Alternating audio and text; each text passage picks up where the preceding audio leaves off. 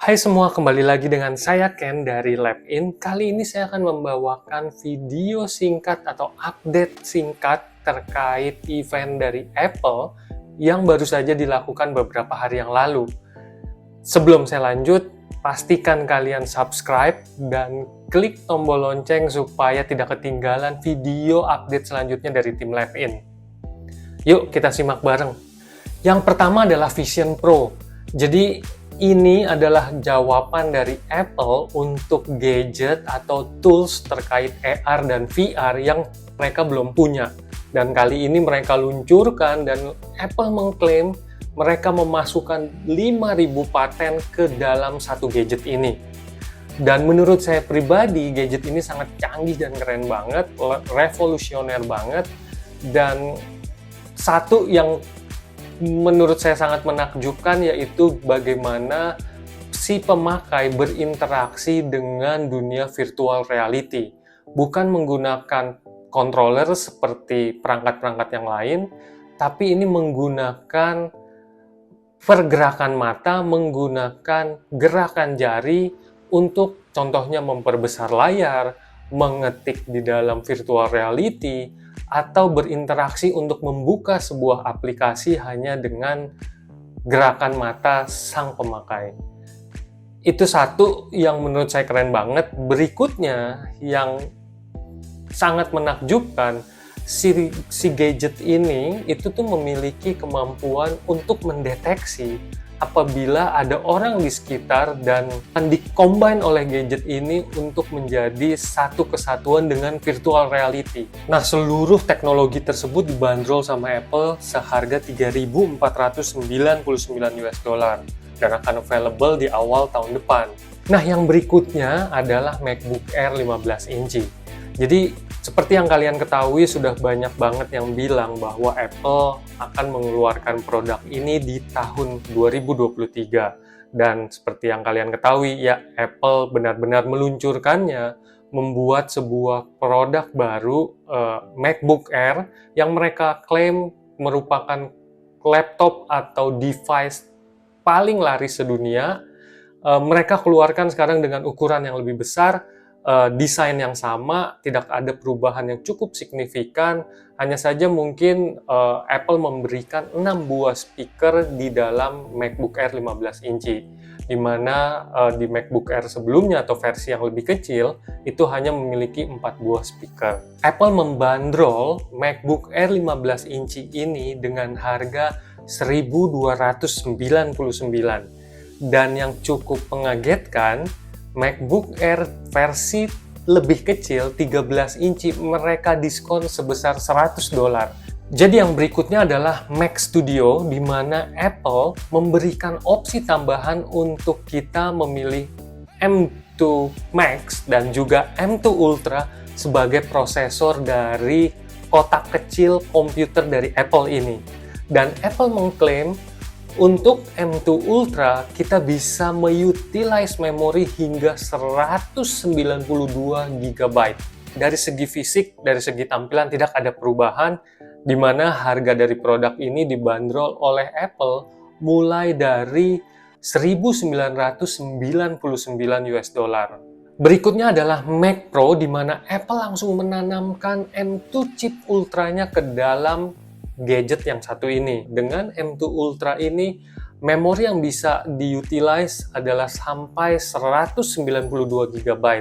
Nah, selain itu, Apple mengklaim bahwa Mac Pro ini bisa di-customize sesuai dengan kebutuhan sang pengguna, di mana Apple memberikan 6 slot PCI Express yang bisa digunakan oleh sang pengguna untuk melakukan kustomisasi. Nah, setelah ngomongin perangkat keras, kita sekarang masuk ke perangkat lunak atau software yang Apple miliki. Jadi pertama adalah update major untuk iOS 17. Kita akan disuguhi dengan kemampuan personalized kontak poster, di mana ujung-ujungnya kita bisa mendandani setiap kontak name kita dengan poster, dengan gambar yang lebih bagus, yang lebih intuitif dibandingkan versi sebelum-sebelumnya.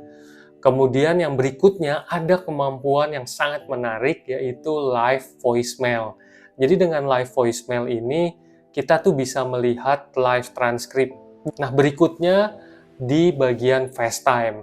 Untuk FaceTime sendiri, sekarang kita bisa meninggalkan pesan atau merecord video untuk seseorang ketika kita melakukan panggilan dan orang tersebut tidak bisa menjawabnya.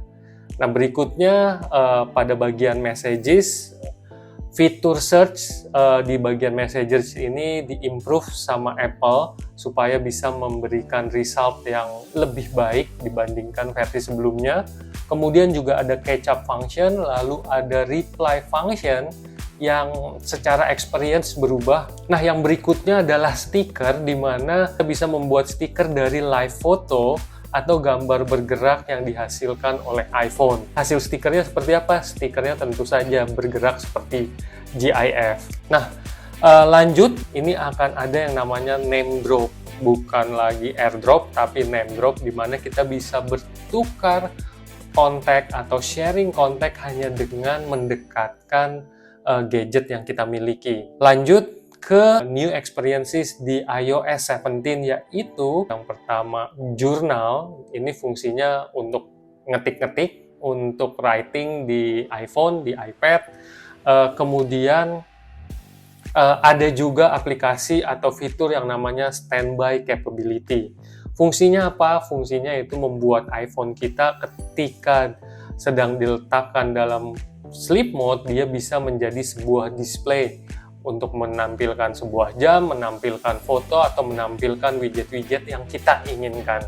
Selanjutnya ke iPad OS 17. Jadi di iPad OS 17 ini update yang paling signifikan menurut saya ada di dua area, yaitu widget dan juga lock screen, di mana widgetnya si iPad dibuat jauh lebih interaktif dan kita bisa berinteraksi, melihat update terkait widget-widget tersebut dan berinteraksi dengan widget tersebut tanpa perlu membuka aplikasinya.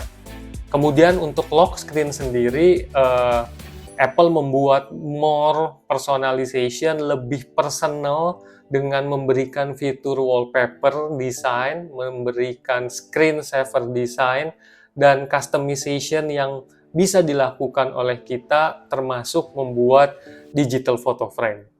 Berikutnya yaitu PDF. Jadi di iPad OS kali ini, PDF itu Apple memberikan fungsi baru, bukan hanya untuk membaca PDF, tetapi bisa langsung mendeteksi field-field yang memang diperuntukkan untuk sebuah input, entah teks, entah number. Jadi bisa langsung dideteksi tanpa perlu melakukan atau memiliki software tambahan. Lanjutnya ke macOS terbaru. Jadi nggak ketinggalan, macOS juga diupdate. Cuma menurut saya pribadi update-nya nggak terlalu banyak. Jadi ujungnya lagi-lagi bermain dengan widget, dengan seamless integration. Sisanya yang lain menurut saya ya ada update tapi ya so-so lah. Lanjut ke AirPods update. Jadi untuk AirPods sendiri ini dimasukkan sebuah fitur baru, yaitu adaptive audio, di mana gampangnya nih dengan fitur ini si AirPods itu bisa memiliki capability untuk automatic reduce suara-suara yang tidak berkenan di luar sana dan fokus ke audio yang ada di dalam AirPods. Dan juga AirPods memiliki fitur atau memiliki kemampuan nantinya untuk mendeteksi ketika kita tiba-tiba berbicara dengan seseorang, maka dia akan otomatis mereduce noise di sekitar, termasuk dengan input atau suara yang dikeluarkan oleh AirPods Pro. Oke, yang terakhir adalah watchOS versi 10. Jadi Apple mengklaim banyak melakukan perubahan atas aplikasi yang ada di watchOS versi 10 ini. Jadi mereka melakukan redesign, termasuk juga membawa fitur widget ke dalam watchOS. Jadi di versi 10 ini kita nanti bisa menggunakan widget-widget seperti selayaknya kita menggunakan widget di iPad ataupun di iPhone, tentunya dengan experience yang berbeda. Nah, itu tadi semua adalah update singkat terkait WWDC 2023 versi Lab-In. Jadi buat kalian yang sudah tahu apa yang kalian ingin tahu lebih dalam, kalian bisa langsung ke websitenya Apple atau kalian bisa klik link yang ada di tombol yang ada di kolom deskripsi karena saya memasukkan link untuk rekaman WWDC 2023 ke channel YouTube-nya Apple. Saya rasa sekian video kali ini. Jangan lupa untuk subscribe channel Lab-In dan juga klik tombol lonceng supaya tidak ketinggalan video update seperti ini selanjutnya. Sampai jumpa!